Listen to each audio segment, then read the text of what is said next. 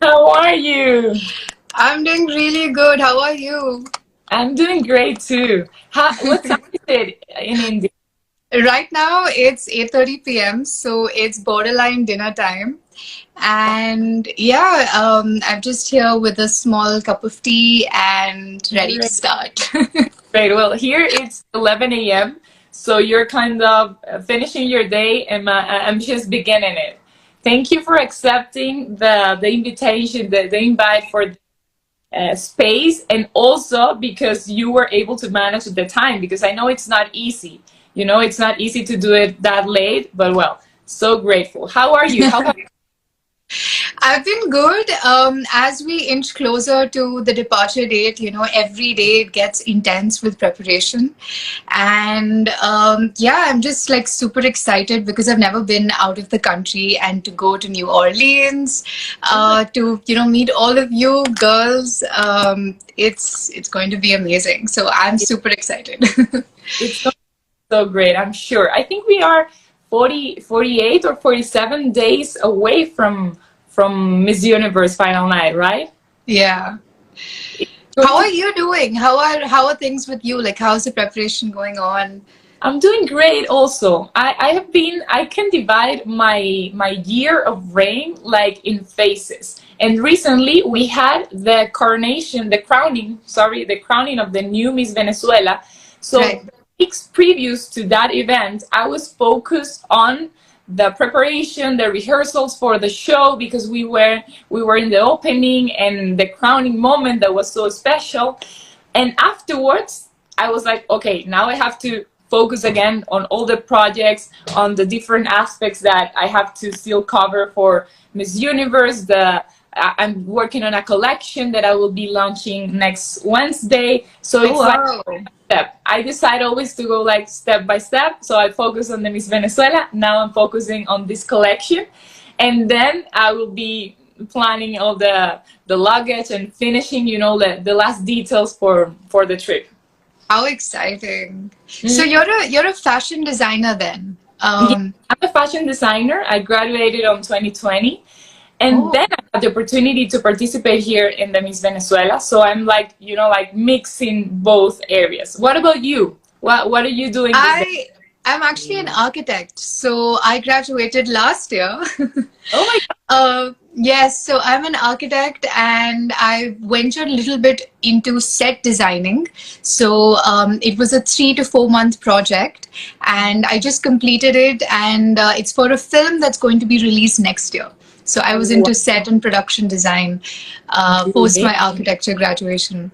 And I That, ventured a little bit into modeling. sorry? And I've also been dabbling into modeling and pageantry Oh my God. simultaneously. How did you manage to combine both things? Because even as a designer, even if we can have that approach to fashion directly, sometimes it's not easy because you have to prepare yourself very strongly. So I can imagine that it's hard to mix it even with architecture, that it's like a different field. Right. No, absolutely. It was extremely challenging because it's a 5 year course, and every semester gets intense as we progress. So there are totally 10 semesters. So it used to get Yeah. extremely hectic. I remember pulling all-nighters, drinking a lot of coffee just to get my projects done on time, to also make sure that I attend all my modeling assignments. And I was also into pageantry at that time. So I Okay. was trying, auditioning. Yeah, so it was extremely hectic, but I think when you really want something, you desire for something, you make it happen, you manage You it make all.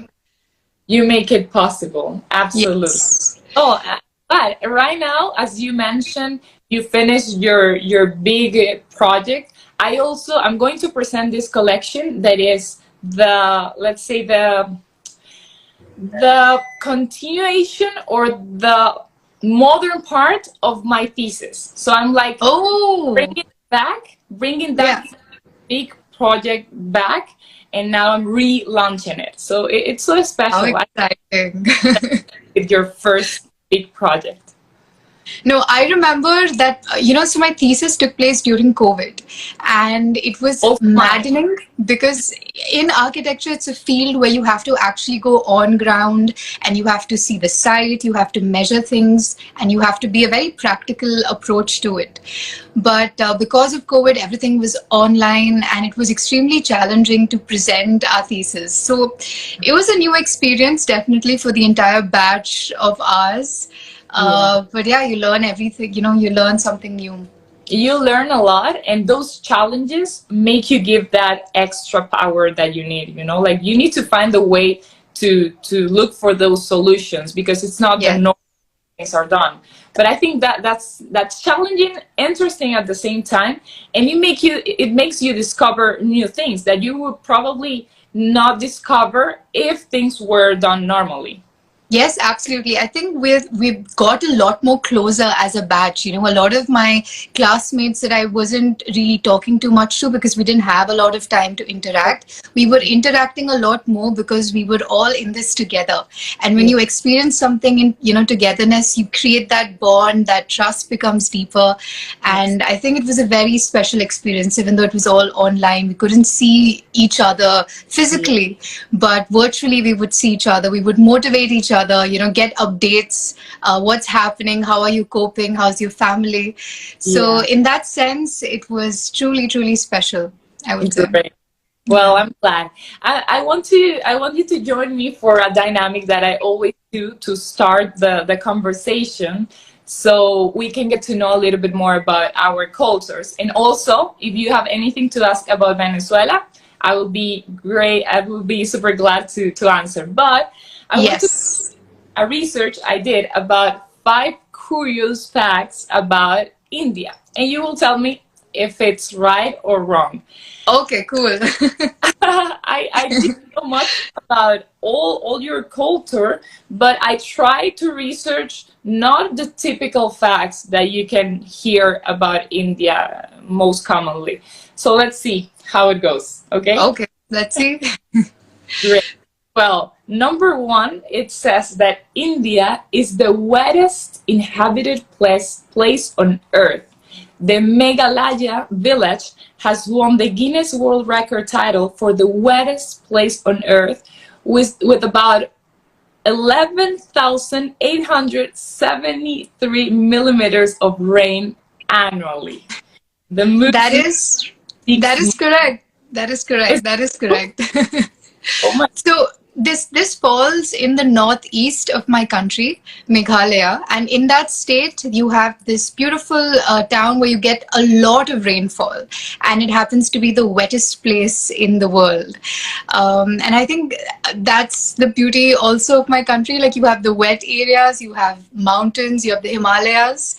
There's Great. also the desert. There are beaches, and there's also landscape forest.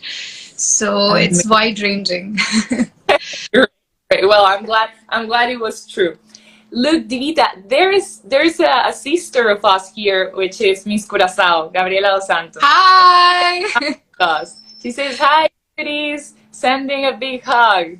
We are a big kiss, a big hug for Can't you." wait to see all of y'all in person and just, share this once in a lifetime experience. Yeah, going to be exciting. Well, now on number two, we have that excuse me if my pronunciation is not correct, but you can correct it afterwards. Chenab Bridge is the highest rail bridge in the world. Not all of India's famous monuments are religious, it says. The jaw-dropping bridge spanning the Chenab River in Jammu is 1,178 feet above the water. And if you're afraid of heights, you might want to skip this one. Listen, now that you've known all the facts, you have to come to India and we will have to visit all of these places. Absolutely. No, it was so exciting. I was in Canada. Well, talking about rail bridges, I visited one in Vancouver, and it was so Okay. exciting. But my host family in Vancouver, they were from India, and I learned a lot from them. Eating about their typical dishes, also the way you guys eat usually. It was amazing. With the She's still my hands. mom. with the hands. I remember the first day I arrived, she asked me my permission to know if I was okay with that. And I was like, you're totally okay. I even tried it. Of course, when you're not used to it, it's weird, you know, it's Right. difficult also because you don't know how to do it. But I love to try new things. So I would absolutely go and visit you. You know, I would also take you to my hometown, which is in Mangalore, and it's the south of India.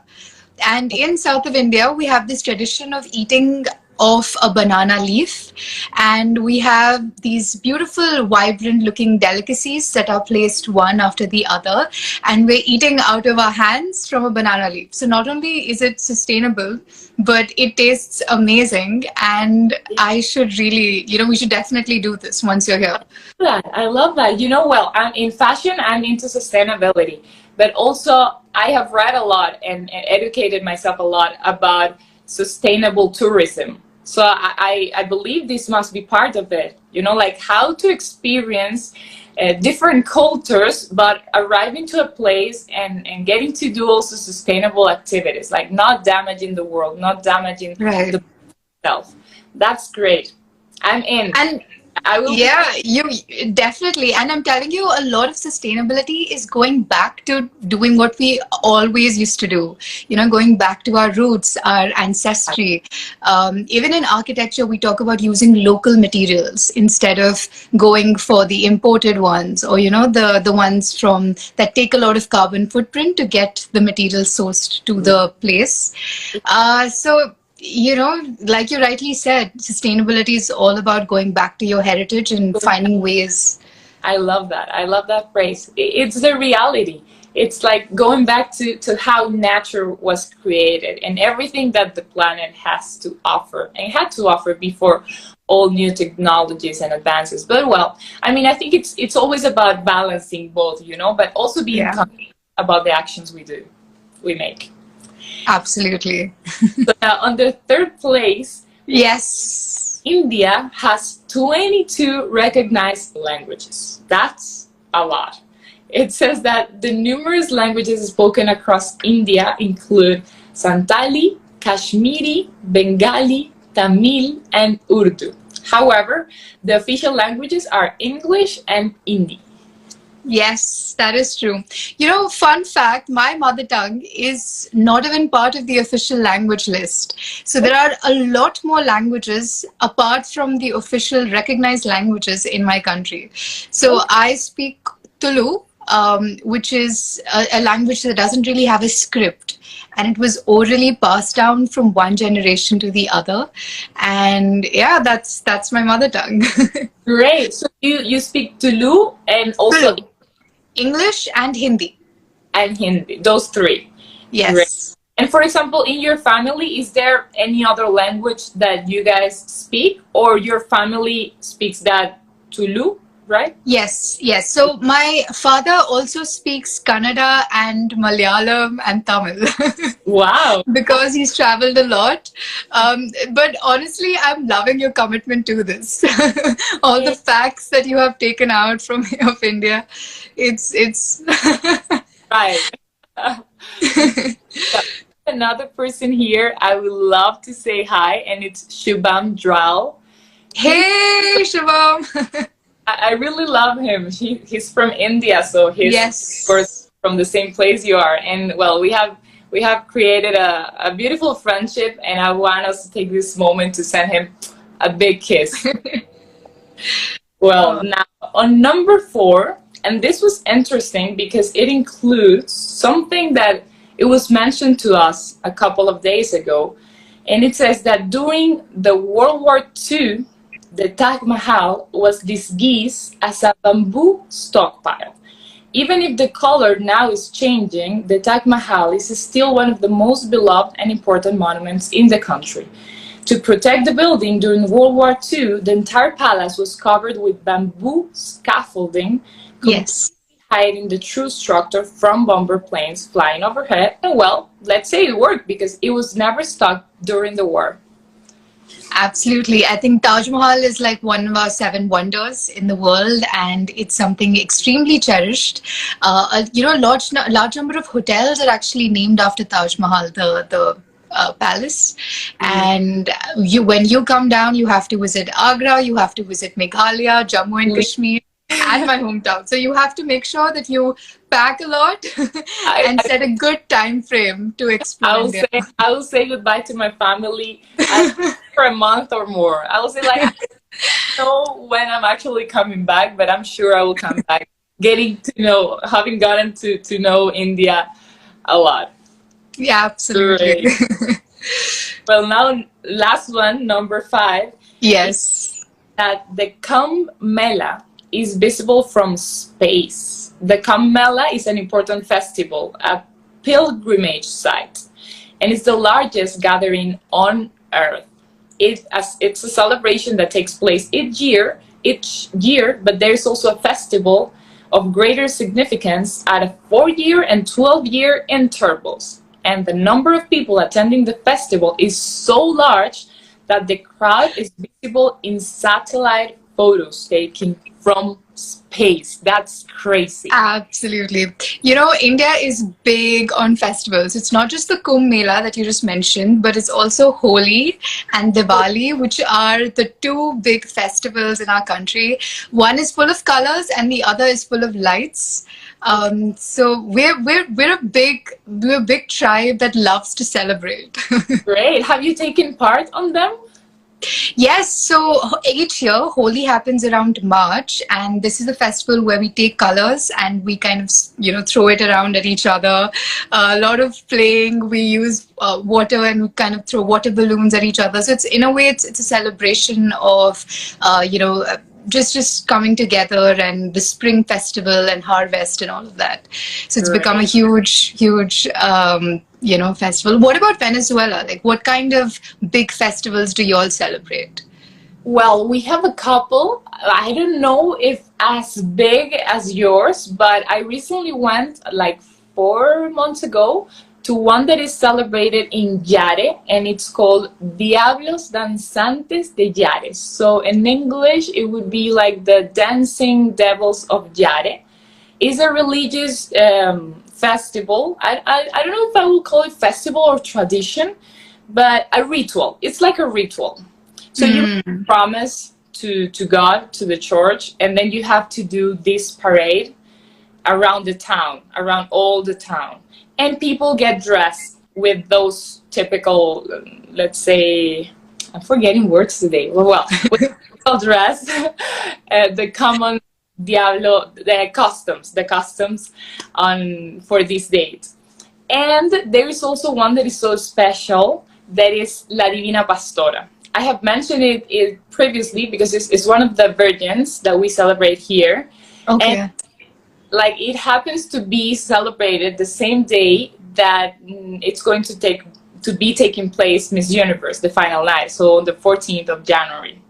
Oh, yeah. Wow. There like a couple of days ago, and I went to visit her, but it's visit usually on the 14th of January, and that's the biggest of the country. So a lot of people from all over the country, many cities, come to Barquisimeto, which is the city where the Divina Pastora is located, and they do like this pilgrimage road city and with the Virgin. They also do promises to it. So if you make a promise, then you have to come back the next year to, let's kind of say, pay your promise religiously. I mean, there's a lot of similarities in terms of the kind of rituals that, you know, Venezuelan people and also Indian people follow. We're also really big on pilgrimages and paying that promise, like you mentioned, you know, going back and paying respect to the kind of wish that was fulfilled. Exactly. That's how interesting. And 14th of January, so quite an auspicious day for you. That's so sad. But well, you also have to come here, please. Yes. So well received here. I will be your guide for sure. And there are many beautiful things to get to know about Venezuela.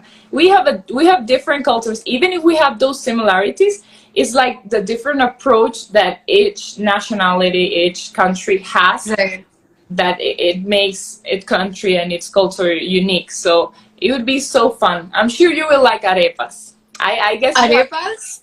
are, yeah, our typical. Is it made out of a fruit or something? No, Arepas? arepas is like made out of flour, like a corn flour. So it's like a bread Ah, that you can feel, like a round bread. It's the best way of describe it. Like it's not actually bread, but it's like a round bread that you can feel with any filling you want. But ah. I love any bready stuff, so I'm in. Count me in. good. And yeah, well, talking about bread and food and everything, we all know that something particular when we are preparing for a pageant is that people usually think we have to be on super strict diets and super Yeah. strict regimen before the contest. How is your preparation going? Not only in nutritional aspects, but in every sense. How are you preparing yourself? How are you feeling? I think as we're inching closer, it's more of a mental and a mindset sort of preparation where you have to each day sort of center yourself as to why you're here and what is the purpose. Every year a girl is given an opportunity to represent her country. So now that each one of us has been given that responsibility, how do I want to express myself and my country on that global stage? So it's all about centering. It's all about that mental preparation that you need to have. And once that's sorted, once you do that every day, I think it gets a lot more easier. To not look at it as, because when you see the competition, it can be a little overwhelming at times. Sometimes the pressure can kick in. But just take it each day at a time, whether it is your gym, nutrition, communication, whatever sessions you have, just focus on doing that for the day and then the next day and the next day. It's yeah, just like we said at the beginning, like going step by step. Because Yeah, if not, you get overwhelmed with so many things because there are too many things happening and too many things that we still have to do and accomplish. So I believe, just as you say, that if we focus on enjoying and taking advantage of each day, then things will naturally come. right. And it's all about enjoying the process as well. Like you said, it's important to have a holistic approach. So everybody must be thinking, oh, they're on like really strict diets and they must be, starving themselves. But the reality is, if you don't enjoy the process, then it will really show, and you can't, it's not very sustainable. You can't keep prolonging that lifestyle for very long. So that's how I'm preparing. What about you? I'm interested to know your preparation. Also, like you say, like that's my mental focus and my psychological method, because I have had many different steps over this whole road. So I was crowned a year ago on October 28th, more than a year ago already. So the first months were super calm and I enjoyed Christmas with my family. Then I came back to the capital city, Caracas. I started working. Then I had to travel to Europe for some document things. And then I came back and started my classes. Then I had like the trip to the United States to visit the Miss Universe offices. So like it has been different along the year, like each period. But when I'm on that period, like I try to focus on what it has to be done there. Like when I went to train with Tammy, with a physical coach in the US, it was okay, focus on training. Then I came back and I had, I don't know, events and interviews. Okay, now my focus is this. And balancing everything at the same time. So it's not easy, but you're the only one in charge to make it easier or more difficult. That's So true. it's really about, like managing your mind. And it's not easy at all, but it's possible. And it's also possible to enjoy it. And that's Yeah. essential. How has it been in your case? Because this is my first time on a pageant, but I know Right. that you already participated before Yes. and you're like designated this year. How was everything like? How was that first experience and then getting the chance to represent your country? There are like many things, because now you also have, like by your side, the image of Harnas and the incredible job that she has done. So how is this feeling? So, first I'll address the pageantry question. This hasn't been my first pageantry. So I actually always wanted to be part of this space, but somehow it never used to happen. So 18 is the eligibility criteria for our pageants in our country. And ever since I turned 18, I would try every year. I would audition and I would try to make it into Miss India. I wouldn't make it. I would try again. I wouldn't make it. Then back in 2019, I came up to the state level. I was in the top three in my state, but I couldn't make it to the nationals. So we have a state finalist and then who goes to the nationals. And that's when, again, the competition happens. Okay. So I couldn't make it through that. And then finally, last year is when I made it to the nationals, to the national competition. And this was the year that Harnaz won. And I came second runner-up. So basically, there were 3 crowns and I came fourth. So it was exactly my reaction. It was meant Exactly my reaction. So there was a lot of disappointment, of course, after that. And I was sort of contemplating maybe, this is not my path. I should focus on my education and look into design aspect. That's something I'm also passionate about. But then there was an interview process for this year where they shortlisted a few of us as candidates and they interviewed us. So in that, my name came up. And I went into this interview. And the kind of mindset I brought in was, you know what? There's nothing to lose. I've already lost so many times. So the only thing I can be is myself. So that's the kind of attitude I went into. And I guess they kind of liked my candidness. And ultimately, I got this opportunity to represent my country, finally. So it's been quite a long journey to get here, and I think when you least expect it, things happen to you.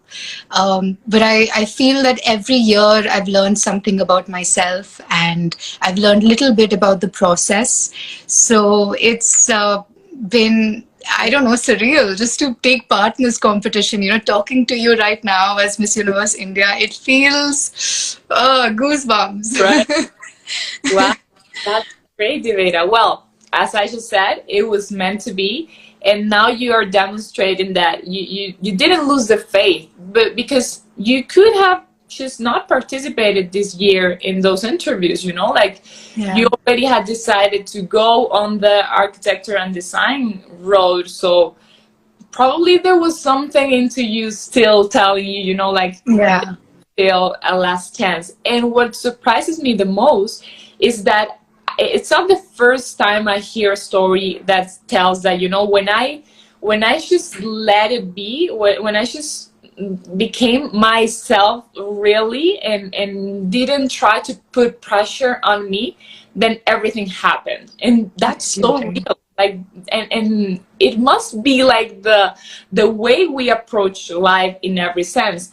But sometimes we're more focused on, I don't know, giving an image or trying to demonstrate something, and we don't focus on showing who we really are. So this is a big message, not only for us, but for everyone who's hearing and watching. Absolutely. Like, we don't have to put pressure on ourselves. We need to be ourselves and embrace that, because people will value that authenticity. Absolutely. And we're always so afraid that, maybe the kind of person I am won't be liked by the other person. And in that effort to be liked and feel like you belong, you put on a lot of this, just gates around yourself, fences around yourself. You don't allow people in. But the moment you remove all of that baggage and just be yourself, that is when what's meant for you will come to you. And that's been my journey. Great. I'm so glad. And now, what about your relation with Harnaz? Because you guys met being contestants, and now you have had the opportunity to see and be able to watch her reign and learn from her. I can imagine I don't know if it's for us from another country, it's so admirable. I cannot imagine how it means or what it means for you. How has been that feeling and that relation? It fills me up with so much pride, to know someone that I had just competed with, who's gone on to achieve so many amazing things, and she still remained the same person, at her core. She's still that bubbly, kind-hearted, really warm person. And that just goes to show, it doesn't matter what all you go on to achieve, but it's your inside, like who you are as a person is what matters the most. So that's been my biggest learning from her. I got to meet her when she came to crown me back in India. So Yeah. I briefly met her, and I briefly met Esther and the social media team there. So that was my brief interaction with them. But it was just so exciting to meet her again. We hugged each other, and we were doing a bit of media interviews together. So that was the time when we bonded a little, and it was so nice to see her. Great. Well, I have read so many comments about how difficult a back-to-back might be, and what could you be feeling or thinking about that. But you may know that Venezuela has the only one back-to-back on history. So I have talked to Estefania Fernandez, the one who accomplished this back-to-back, and she always focused on giving her best during the competition. So I would only want to send you this energy, and I know, I'm pretty sure that you are also focused on being yourself, preparing yourself, and then showing that to the universe, like not putting pressure at all, because Harnas has only, like opened an incredible path for you. So that must be the focus, like not thinking, well, it might be impossible, what am I going to do? I know Yeah. that's not your case, but knowing also that it has been possible in history, why not again? So I'm glad that you have met Harnas again on your crowning, and being able to share moments and thoughts with her, because she's incredible. She has taught us a lot, inspired us a lot, and I'm glad you have, like that reference along your side. That is such a sweet thing for you to say. So thank you so much. I think this is what's so exciting. Even though we're competing against each other, there's so much warmth that each delegate like brings with them. And ultimately, like you said, it's a competition with yourself. It's about focusing on how can you improve as a person, and how can you bring out the best of you on that stage. So very well said. And I'm just really excited for this experience. I don't know what's going to happen. Nobody knows what the outcome's going to be like. But all we can do is focus on giving our best and just enjoying this process. Exactly. Giving our best, and I believe that if we all give our best and we help our Miss Universe sisters to be also the best versions, become also the best versions of themselves, then we will make this experience greater, Yeah. thing. Apart from focusing on ourselves, it's not about competing, but also about make our sisters compete only with themselves, because Right. it's about being greater personally. So the whole experience will be even bigger. I know it's going to be life changing. It has Yeah. already been, but I'm really excited. Like every time each day passes, I cannot explain with words what I feel when I think, in the arrival, the first days, the activities we are going to be able to do there, and then having the chance to meet you and to talk between us. It's a blessing, really. It really is a blessing. What are you most looking forward to in the competition? Oh my God. Well, let's say about like the runways. I believe. Well, I love like the gown runway. I love it. Right. But it's, this year is going to be, or I don't know if it's the approach I now have, because previously I was so afraid of swimwear competition. But Mm. I'm looking forward to it, because now I think I have like unlocked that fear. So even if I have always loved gown competition, now I'm looking forward also to swimwear, because I think myself has grown a lot, and I have Mm. like crossed over those fears. So I'm like trying to imagine how is it going to be. but also the national costumes. I think that's so. Oh, yes. Oh, it might be counted or not, but that makes it even funnier, because if it counts, great. If it doesn't count, great. But the thing is enjoying it and showing your culture. And I think that's a particular moment when you get to know a lot more about all the countries we'll be surrounded by. Yeah. And What there's is just so much color and everything's like big and yeah? so grand. I love that. What's your favorite part, or which part of the competition are you looking forward to? Uh, I love the national costume for the sole reason that you get to learn so much in just like one visual representation of the entire country in your costume. And I always love watching it because it's so unique. Someone gets their national bird, or someone represents their national flower, someone represents like a landscape that they love, or a strong message. So Exactly. each country has its own uniqueness that they, portray. And I love that. That's my favorite. But apart from the competition, I think I'm looking forward the most to all the activities we are going to be able to do in New Orleans, because I have never been there, but I'm Hmm. told that it's so interesting and they have an incredible culture. And we have Yes.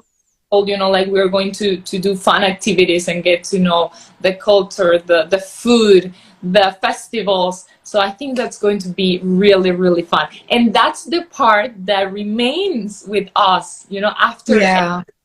those days previous to the competition, where we get the chance to share time with each other and talk now personally and enjoy and get to know different culture, being together in a super big group of women around the world. I think that would be so fun. I can imagine doing something related to the Mardi Gras. I have like that in mind, like I would love to. Oh my God. And also, I've heard so much about jazz music from New Orleans. Yeah. And I don't know if you're on Spotify, but so I was just looking up all-time favorites from jazz. Look, I love jazz. I don't know why. I cannot explain. When people ask me, it's like, I don't know why. I just connected with jazz when I was studying in Italy. I Hmm. discovered jazz and I fell in love. So every time I was studying or preparing manually, I heard jazz. But then I looked for New Orleans jazz, and it's kind of different. Hmm. It has a really particular rhythm. It's really nice. It's more like Caribbean, like a mix, like Right. part of the jazz roots mixed with some Caribbean and Afro touches. Yeah. I'll just have to learn about the difference because I just got introduced to jazz a week before. Great, great. What about your project? I think, well, time passes by so fast, but I always like to mention and talk a little bit about that mission and that purpose that each of us has. So, in your case, what are you focusing about? Even if you already told us that you are an architect and that you like also that sustainable aspects of your field. And now, during your preparation, have you worked, or would you like to work on a particular topic?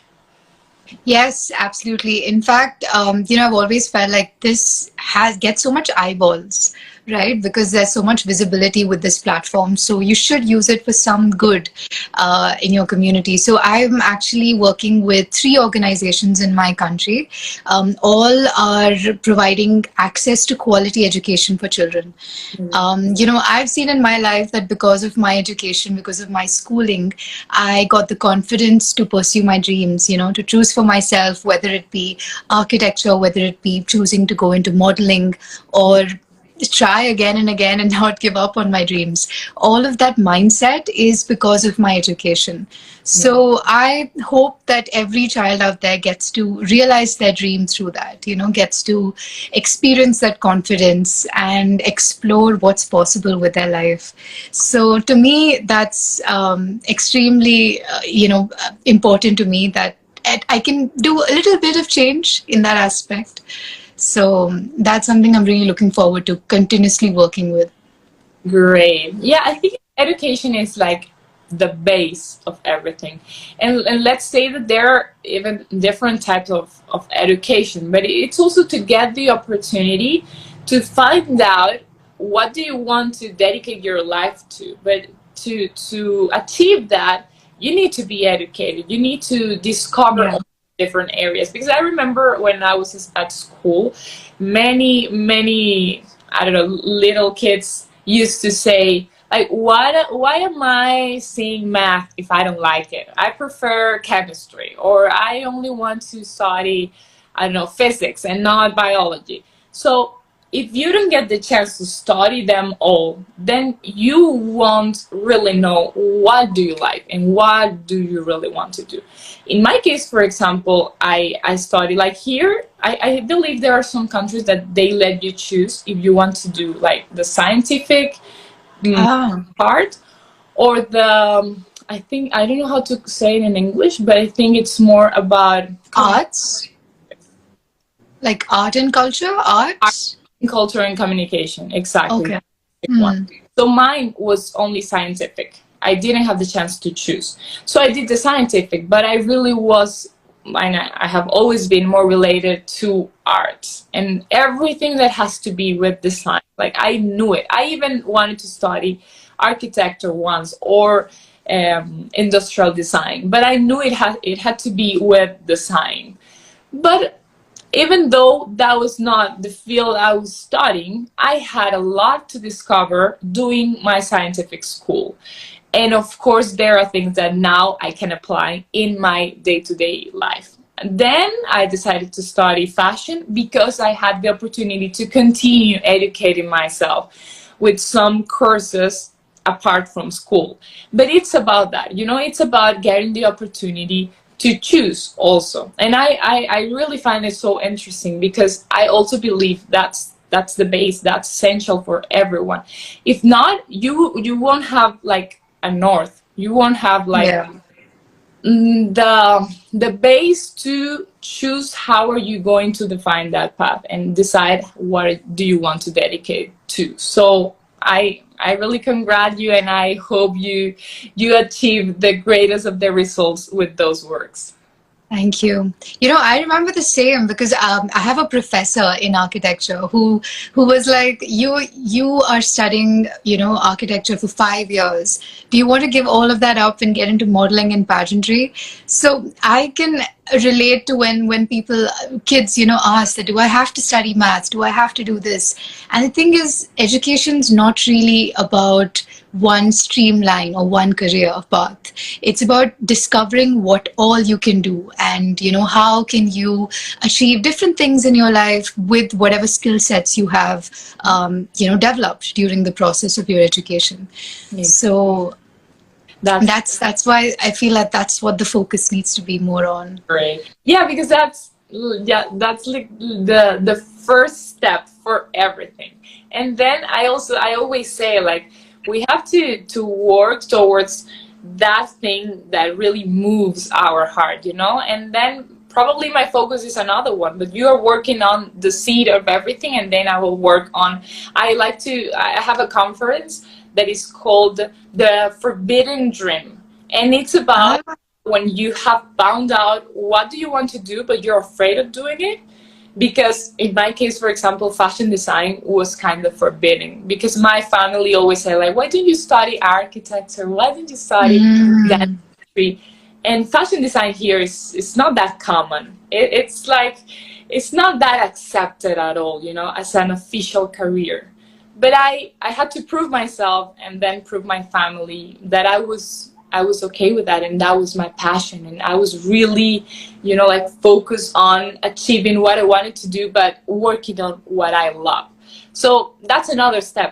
First, you need to be educated. So that's the thing about the diversity in the world and the different things we can do, not only now as representatives of our countries, but as humans and as women and as empowered women, that we want to make a change in the world, but we all have different things to work on. And that's great. That's also what this space is about, to showcase what each one of us is doing, because it's not about competing with one another. yeah. About uniting our projects, uniting our voices, and making them louder and stronger. Absolutely. And I also thought that maybe your parents will like to have me to visit them, since if they wanted you to pursue architecture. Yeah, well, my mom is an architect, so she was like, Ah, why do you consider to study architecture? But then, like, I admire her a lot. And she has told me, just as you said, like, architecture is a really difficult career. So I believe you have to feel passionate about it to study it. And I kind of liked it. But when I discovered fashion and I started working at fashion, then I said, I can, like, pass a week without sleeping, but I'm doing what I love. And that happened then afterwards in my career. Before presenting one of the last projects, I spent 3 days sleeping 1 hour per day, like almost without sleeping. And I was so happy. And when I, handed present. Yeah. when I did the project, I didn't want to sleep. I only wanted, like, to celebrate, and I was feeling so satisfied that everything made sense. And I think this is only possible when you decide to go after what fills your heart. I love that. I love that you took that, courage to do something out of the ordinary, and even though it might have been difficult, the struggle to convince your parents initially, you proved to them clearly. Also your case, I'm like rescuing these things, only following what you have said, like you studied architecture because you liked, but you also like pageantry, and you insisted until the dream came true. That's incredible. So admirable. Thank you. Great, Divita. Well, I'm so glad to have had this conversation together. I don't know if there's any message that you would like to close with, so we end with this powerful conversation and the slogan, which says, 2 women, 1 powerful message. So I would love for you to give all the 471 people that are watching us a powerful message within yourself. Well, I think the most powerful thing you can be is yourself. And as cliche it sounds, it takes a lot of courage. Like in your case, Amanda, you had to develop that courage to do what you're passionate about and to go through with it. And that really defined your career path. You're here for a reason. I'm here because I chose to develop that courage and go after my dreams. So my request for everyone is, whatever your path is, challenge yourself to come out of that comfort zone and develop that courage to go after what it is that you truly desire. And I'm sure, like, you mentioned that even sleeping 1 hour didn't affect you so much because you absolutely enjoy doing what you do. And that's exactly what everyone should be experiencing, that joy of just experiencing life and doing what you love. That's what makes life so wonderful and unique. So my message is, just keep following what your heart desires and you'll get there soon. So much. Thanks once again for joining this project. This space is yours. This space is for all of us, and for everyone who came here on a Sunday, late night there in India, pretty early in the morning to be a Sunday. But we are here to enjoy, to also share useful information, get to know about our cultures, and get ready, because in 48 days we will be living the greatest experience of our life. So absolutely, you so much. Thank you so much, Amanda, and all the very best for your collection. I hope I can wear one of them someday. Yeah, that would be great. I hope you can. I will be. Thank you everyone for joining in, and lots of love to Venezuela. Great. Mwah. Sending you kisses, and well, have a great week tomorrow. Thank you. You too. Bye.